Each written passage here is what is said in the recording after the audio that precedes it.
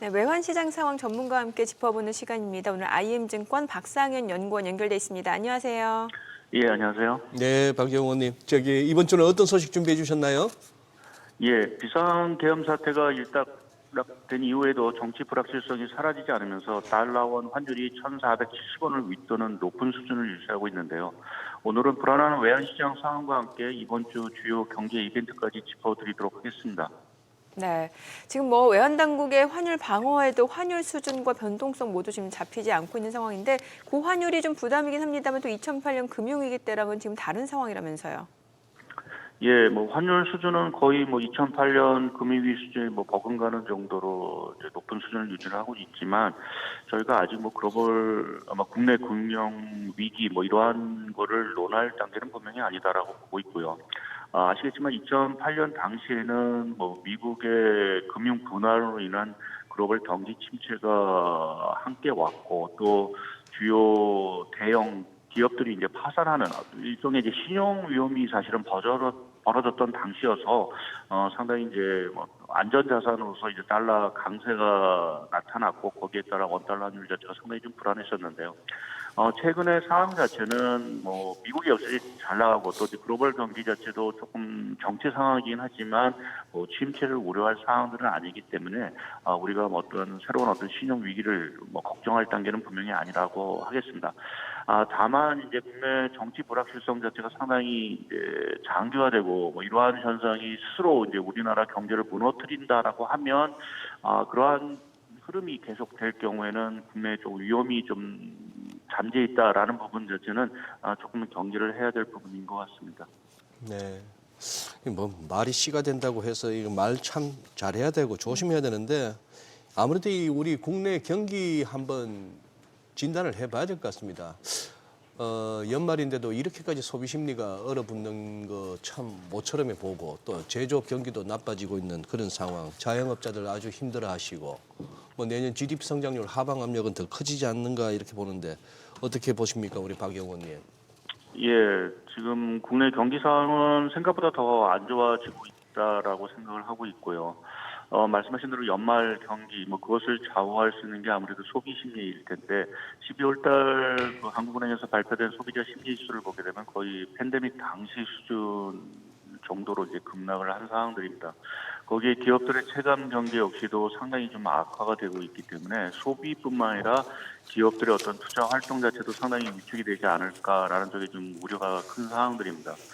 거기에 이제 하나 더 걱정거리는 사실은 그동안 국내 경기를 견인했던 것이 결국 이제 수출 경기였는데요. 1분기 수출 전망 자체가 이렇게 썩 이제 낙관적이지는 않은 것 같습니다. 최근 한국무역부에서 발표된 1분기 수출 산업 경기 전망 지수도 4분기 만에 100을 하회를 한 상황들이고요. 또 특히 업종별로 보게 되면 이제 반도체 업종의 수출 전망 지수가 4분기 대비 1분기가 거의 절반 정도로 떨어지니까 4분기 한 130 정도였는데 1분기에는 한 60대 정도로 떨어졌다라는 측면에서 보게 되면 이제 반도체 경기마저 꺾일 수 있는 우려가 상당히 좀 큰 상황들입니다. 여기에 이제 정책 공백 자체가 이제 장기화된다라고 하면 아무래도 이제 투자, 소비, 생산 모든 것이 좀 위축될 수 있는 부분들이기 때문에 내년도 한국은행이 우리나라 성장률을 1.9%를 전망했지만 사실은 그것마저도 상당히 조금 낙관적인 전망치가 되지 않을까라는 좀 걱정이 커지고 있는 상황입니다.